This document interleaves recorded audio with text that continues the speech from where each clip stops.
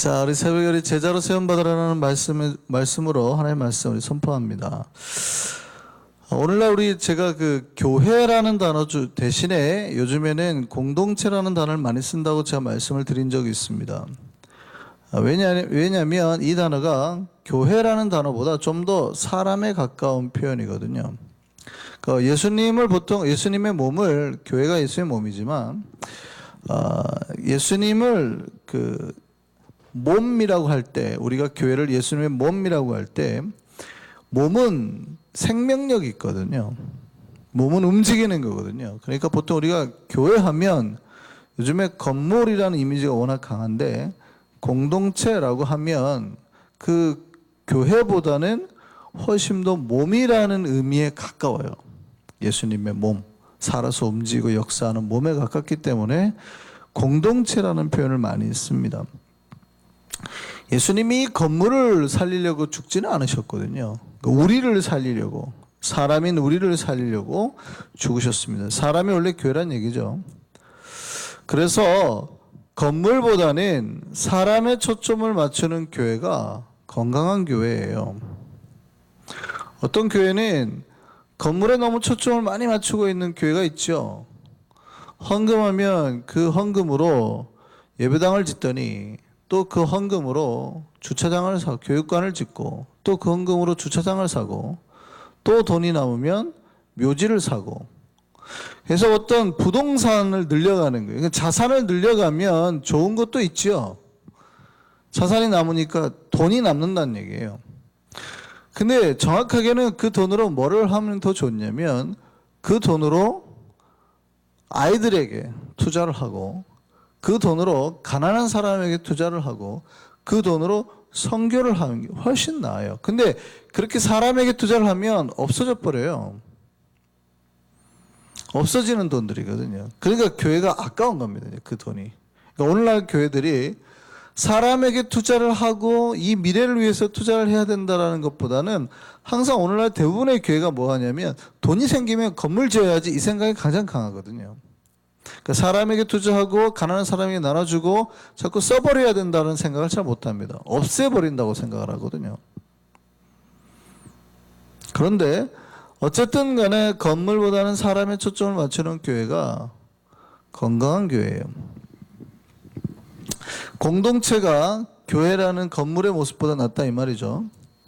그런데 그러면 공동체가 예수님이 꿈꾸셨던 교회의 원형일까요?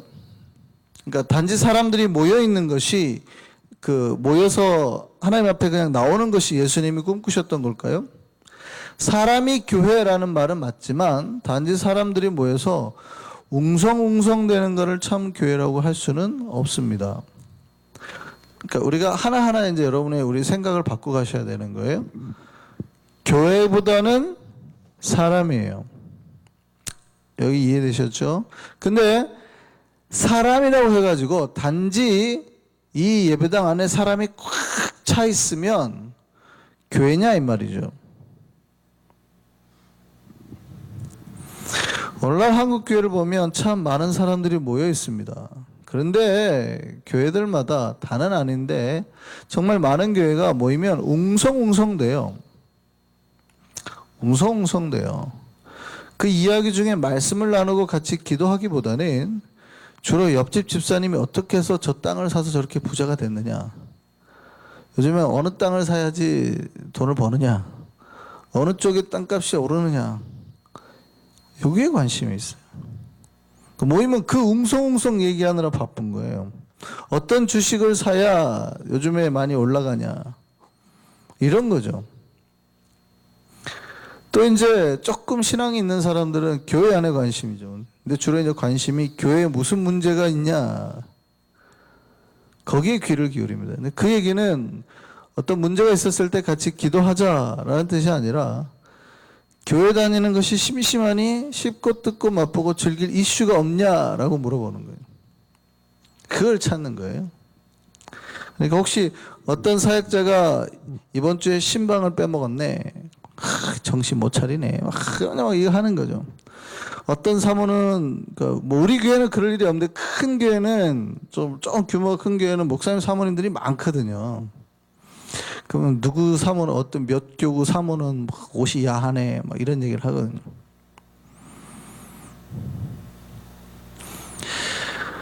왜 그런 얘기를 하냐면 이런 이야기들로 교회 생활의 무료함을 달래고자 하는 거예요. 여러분 잘 들으셔야 돼요. 교회 생활의 무료함을 달리려고 하는 거예요. 신앙생활이 굉장히 무료하다는 얘기입니다. 재미가 없더라는 거예요. 그러니까 교회 안에 뭔가 좀 짜릿한 뭔가 필요하다는 거예요. 그래서 누군가가 큰 사고로도 한번 치면 신앙생활이 신이 납니다. 교회 나오면 할 이야기가 많거든요. 여러분, 교회가 사고가 없이 평안하고 건강한 교회가 재밌어요? 아니면 막 짜릿하고 사고 나고 누가 사고 치고 막 어떤 권사가 막 크게 사고 치고 막 큰 소리 좀 치고 아니면 어떤 집사랑 집사가 바람 났고 도망가고 이런 교회가 재밌을 것 같으세요? 어떤 교회가 더 사람들이 잘 모일 것 같으세요? 놀랍게도요, 교회 안에 짜릿짜릿한 이슈가 있는 교회 사람들이 그 주일은 더 많이 나옵니다. 할 얘기가 많거든요. 야, 도대체 이 뒤에 스토리가 어떻게 됐대? 궁금하니까 나오는 겁니다. 하나님 앞에 예배를 드리고 기도하고 그 안에서 우리가 성령의 은혜를 받으러 나온 게 아니라 그거를 보러 나오는 거예요. 그거를 보러.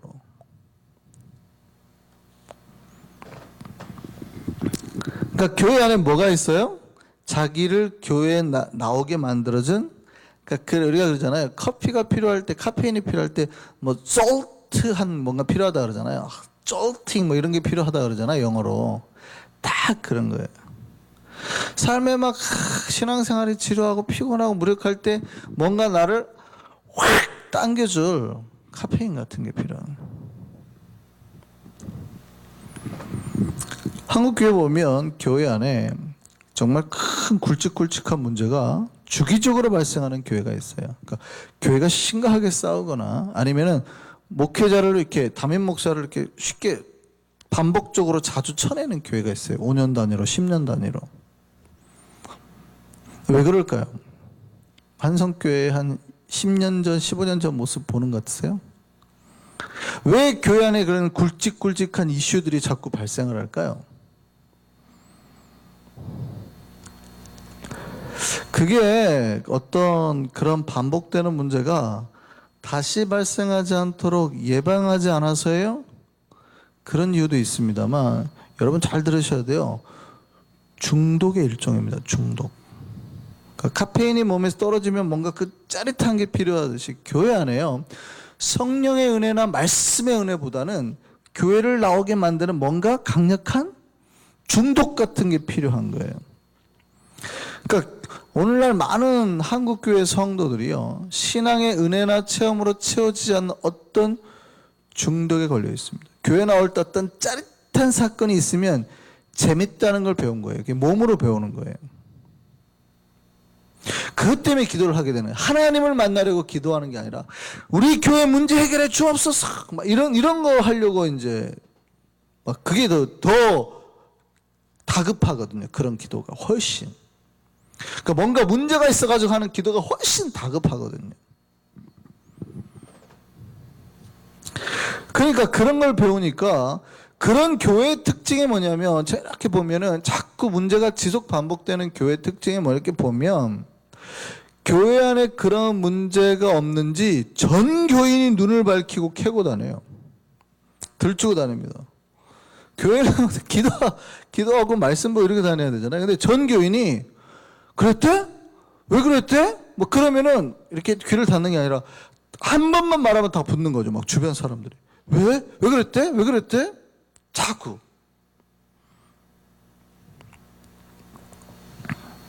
그러다가 하나 발견하면, 어떤 문제 하나 발견하면 자기가 거룩한 이제 사도가 되는 거죠. 진짜 구약 성경에 나오는 어떤 거룩한 선지자가 된 것처럼 소리를 높입니다. 교회가 이러면 되냐고. 그리고 자기의 뜻에 동조하는 사람들을 모으는 겁니다. 하나둘씩. 교회가 이게 교회냐? 문제를 계속 키우는 거예요. 여러분, 교회에 문제가 없을 수 있을까요? 여러분, 우리가 초대교회 하지만 여러분 초대교회가 건강해요? 안 건강해요? 만약에 우리 초대교회, 오늘날 교회들이 초대교회처럼 하면은 순식간에 망하죠.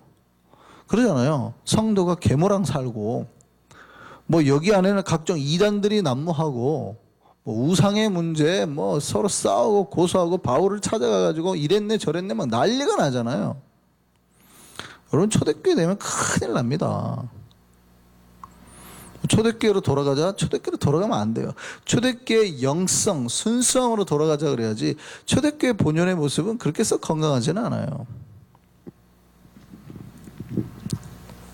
그런데 초대교회 우리가 생각하면 문제가 없는 것처럼 말하는 거거든요. 왜냐하면 거기가 문제가 없어서 문제가 없다고 생각하는 게 아니에요. 문제가 있었는데도 성령의 은혜로 다 덮는 거예요.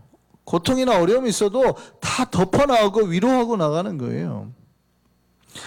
교회 안에 문제가 발생하면은요, 덮는 게 원칙입니다. 그래서 그들을 위해서 권면하고 기도하는 거예요. 순서가 있죠. 교회 안에 문제가 발생할 때 하는 순서가 있죠. 첫 번째, 권면합니다. 그래도 안 들으면 목사와 장로를 초청하는 거예요. 그리고 권면합니다. 근데 이 순서를 무시하면 어떻게 해요? 그때는 이제 두세 증인으로도 안 되면 교회 전체에 넣고 얘기하는 거예요. 이게 순서가 있거든요. 이게 교회 문제를 해결하는 순서잖아요. 성경이 말하는. 우리가 너무 잘 알잖아요. 말했는데 안 되면 한 명에 더 데려가 증인을 데려가서 이러면 안 돼라고 얘기를 하고, 그래도 안 되면 공동체에 말하고. 순서가 있거든요. 차근차근. 근데 그런 문제를 즐기는 교회는 어떻게 하냐면, 문제가 빵 터지면 이 순서 다 무시하고 바로 나와가지고 소리를 팍 질러버려요. 실수나 잘못 저지른 사람이 다시는 공동체 내에서 신앙생활을 하지 못하도록 해버립니다. 이유가 뭐예요? 자극에 중독이 돼 있어서. 더 강력한 자극, 기도나 성화보다 자기가 마치 선지자가 된 듯한 자극이 필요한 거거든요. 다른 누군가를, 잘못한 사람을 비판함으로 자기가 마치 자신이 더 거룩한 자가 된 듯한 반대급부를 얻어가는 거예요.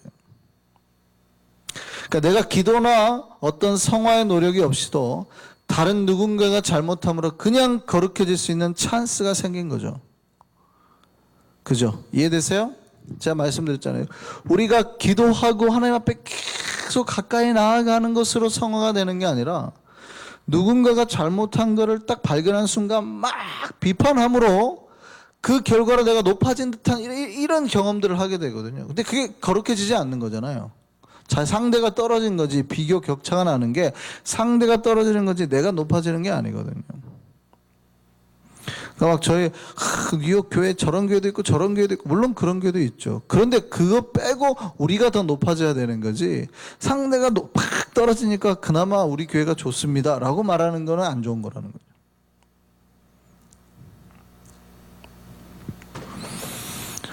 오늘날 많은 교회들이 그런 비교 격하로 가고 있어요.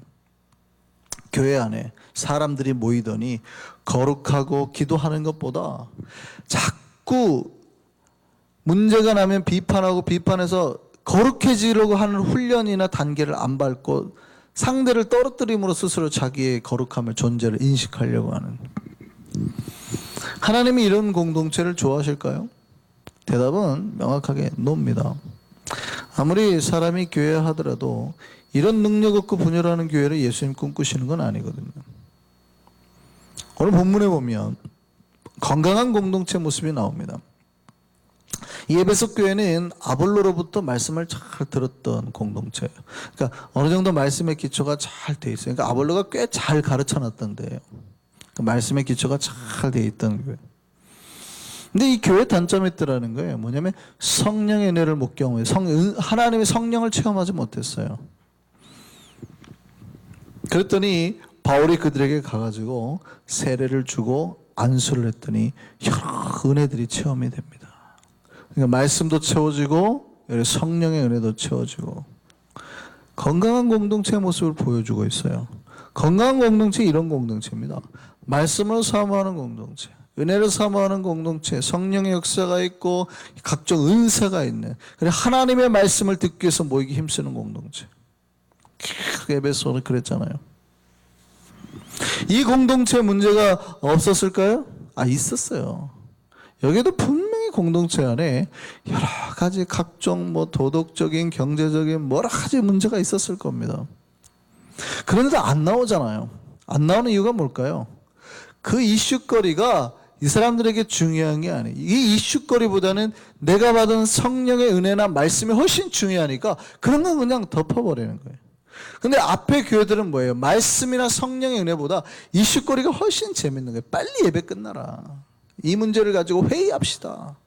이 문제 가지고 어떻게 할지 우리 모여가지고 이야기합시다.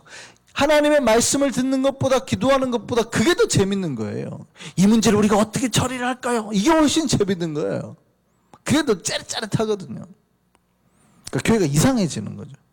하나님 말씀 듣는 것보다 모여가지고 회의하고 막 뭐 문제를 비판하는 게 훨씬 즐거워지는 교회들.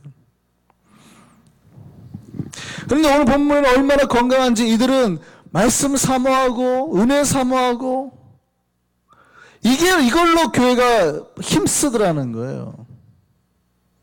건강한 공동체. 저는 우리 한성교회가 이런 건강한 공동체 되기를 소망합니다. 근데 이제 여기에요. 건강한 공동체예요. 분명히 건강한 공동체인데, 그럼 한 번 더 제가 질문할게요. 예수님이 꿈꾸셨던 공동체가 이런 건강한 공동체인가요? 여러분 잘 생각하셔야 돼요. 지금 목사님 좋은데요? 말씀과 성령으로 충만한 교회. 그럼 예수님이 꿈꾸셨던 공동체가 이렇게 말씀과 성령의 이런 공동체예요? 정말 제가 엄밀히 말하면 아닙니다. 예수님이 꿈꾸셨던 공동체는요, 여러분 말씀과 성령 아니에요. 더입니다. 더. 우리는 그렇게 생각합니다. 말씀과 기도로 채워지는 공동체 좋지 않나요?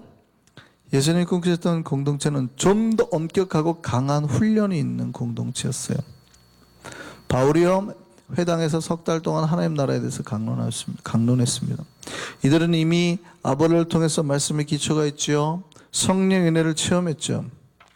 그러면 변화와 역사를 경험할 거 아니에요? 그리고 석 달 동안 바울이 강론했는데 놀랍게도 성경이 뭐라고 말하고 있냐면 이 바울의 은혜, 그러니까 바울이 보였던 기적들이 어마어마하지 않습니까? 죽은 자를 살려내고, 그죠?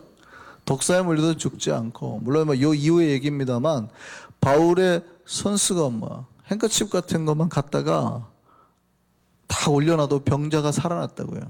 그러니까 그런 이적들, 기적들, 은사들을 보는 교회예요. 그러면 좋을 것 같죠? 그러면 건강한 교회일 거 아니에요. 목사님 보여주세요. 그러면 다 변화될 것 같잖아요. 놀랍게도 그런 교회에 바울이 석 달 동안이나 강론을 했는데도요, 회심하지 못하는 사람이 있었대요. 그러니까 단순히 이제 말씀과 기도로만 하는 공동체는 여러 가지 문제가 다시 반복적으로 발생하더라는 거죠. 본문 한번 볼까요? 오늘 19장 9절에 10절 말씀 한번 보시죠. 8절부터 볼까요? 8절부터 한번 볼까요? 8절부터 같이 한번 읽어보겠습니다. 시작.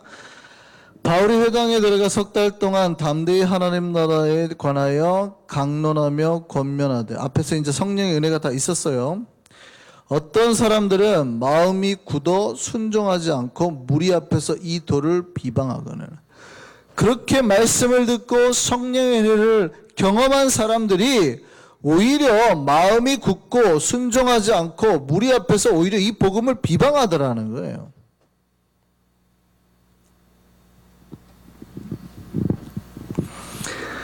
여기까지가 건강한 공동체인 줄 알았더니, 여기까지만 하면 될 줄 알았더니 아니더라는 거죠.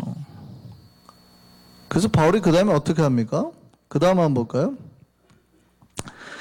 바울이 그들을 떠나 누구를 세워요? 제자들을 따로 세우더라는 거예요. 바울이 그들을 떠나 제자들을 따로 세우더라는 거예요. 그래서 두란노 서원에서 날마다 강론하는데 몇 년 동안? 2년 동안. 날마다 2년 동안 훈련을 시키더래요. 그랬더니 아시아에 사는 유대인이나 헬라인이나 다 주의 말씀을 듣게 돼요. 비로소 그때에 모든 사람들이 헬라인이든 유대인은 상관없이 말씀을 듣게 되는, 진짜 변화의 중심의 축으로 서는 교회가 되더라는 거예요. 우리는 그렇게 생각합니다. 아, 말씀 듣고 기도하는 교회 괜찮은데요? 아니요. 그랬더니 그 안에서도 그 말씀 듣는 자 중에 순종하지 않고 마음이 굳고 비방하는 자들이 있더라는 거예요. 오히려. 그랬더니 그들로부터 분리시켜서 제자를 만들어서 제자를 훈련시켰대요. 날마다 매일 그 제자들 2년 동안 가르쳤대요. 일주일에 한 번이 아니고, 우리처럼 일주일에 한 번 한 게 아니고 매일 가르쳤대요. 그랬더니 그들로 말미암아 모든 사람들이 복음을 듣고 말씀을 듣고 변화가 시작이 됐다라는 거죠. 변화의 능력이 있는 공동체, 주님이 꿈꾸는 공동체가 뭡니까? 예, 사실은 제자를 세우는 거예요. 예수님은 제자를 세웠죠. 신자를 세운 게 아니라 제자를 세웠어요. 그들에게 헌신과 훈련을 하게 했습니다. 제자는 뭐예요? 스승 따라 사는 사람이니까 헌신하게 자기의 삶을 바치고 몸을 바치고 훈련을 하게 했더니, 이랬더니 놀라운 변화가 일어나더라는 거죠. 이랬더니 아시아에 사는 유대인과 헬라인이 다 주의 말씀을 듣기 시작했대요. 좀 과장된 표현이 있습니다. 그런데 그 말은 그 안에 사는 사람들 다 말씀을 듣는 역사, 그들이 나가서 복음을 전하고 은혜를 전했다는 거예요. 세상의 변화가 시작됐다는 거예요. 여러분, 믿음은 들으면서 납니다. 그런데 제자는 훈련에서 나요. 우리가 훈련을 받았을 때 비록 힘들었지만 말씀과 기도의 삶을 살았죠. 근데 훈련받지 않으니까 다시 어쩌면 많은 분들이 예전의 모습으로 돌아가고 있는 것 같기도 해요. 그냥 공동체 일원이 되어버리더라고요. 제자로 살아야 되는데 제자가 아니라 다시 예전의 공동체 일원으로 되어가고 있는 것 같은. 제가 지식과 훈련은 다른 거라고 말씀드렸죠. 분명히 다른 겁니다. 오늘날의 한국 교회가 이렇게 많은 교회가 웅성웅성되고 있는 이유가 뭡니까? 물어보면 다 지식은 뛰어나요. 뭐를 안 했어요? 훈련을 안 했어요. 오늘날 사역자들이 다 지식은 뛰어나요. 근데 뭐가 안 됐어요? 훈련은 안 됐어요. 그러니까 아는데 훈련이 안 됐으니까 못하더라는 거예요. 정작 시켰더니 못하더라. 그러니까 아는 것과 행하는 게 다르다는 표현이 뭐냐면, 제가 말씀드렸죠. 자전거를 잘 아는 거는 자전거 프레임은 어떻고 바퀴는 어떻고 어떤 자전거를 타야 뭐 가장 좋은가를 아는 거예요. 그래서 이 자전거를 타면 몇 킬로미터의 속도가 나오고 몇 마일로 갈 수 있고 코너링에서는 어떻고, 이거는 아는 거예요. 정확히 그 사람에게 물어보면 최고의 자전거를 선택해 줄 거예요. 근데 행하는 건, 훈련은 뭐냐면 그 사람에게 자전거를 타봐라 그랬더니 못 타는 거죠. 한 번도 이 사람은 자전거를 타본 적이 없어요. 자전거에 대해서 명확하게 아는데 자전거를 타본 적이 없어요. 이 사람이 자전거를 탈 수 있을까요? 못 탈까요? 천재가 아니고서는 자전거 못 탈 겁니다. 아마 자전거 균형도 못 잡을 거라고요. 자전거를 타는 거는 내 몸이 기억하는 거거든요. 직접 페달을 굴려가면서, 그러니까 이게 얼마나 속도가 나갈지 몰라도 돼요. 코너를 할 때 얼마나 속도로 얘가 버텨주고 이런 거 몰라도 된다고요. 사실은 타보면 돼요. 그러니까 이 사람은 훈련이 되어 있는 거예요. 지식은 없어도 훈련은 되어 있는 거예요. 오늘날 많은 목회자들과 많은 성도들이 막상 훈련에 딱 실전에 투입해보면 안 되는 이유가 뭐예요? 아, 그렇게 많이 배웠는데, 말씀을 그렇게 들었는데 못하더라는 거예요. 왜요? 훈련이 안 돼 있어서. 제자는 말씀을 지식에 멈추자는 게 아니에요. 우리가 말씀을 설교를 막 듣다는 거에 멈추자는 게 아니라 나아가서 한 말씀이 내 앞에 왔을 때 그거 실천하기 위해서 애쓰자는 거예요. 그거 따라가기 위해서 애쓰자는 거예요. 훈련하자는 거예요. 훈련. 전도하자는 얘기를 들었으면 실제 그 주간의 삶에서는 전도를 해보려고 하는 거예요. 기도하자는 얘기를 들었으면 그 한 주간의 삶에서는 내 기도 시간을 좀 더 10분이라도 더 빼서 기도해보자는 거예요. 이게 제자예요. 근데 많은 사람들이 우리 목사님 설교 이번 주 좋구만 역시 하고 돌아가는, 만족해하고 돌아가는. 이거는 그냥 건강한 교회, 말씀을 듣고 기뻐하는 교회, 말씀과 그냥 기도와 은혜가 있는 교회일 뿐이지 제자의 교회는 아니거든요.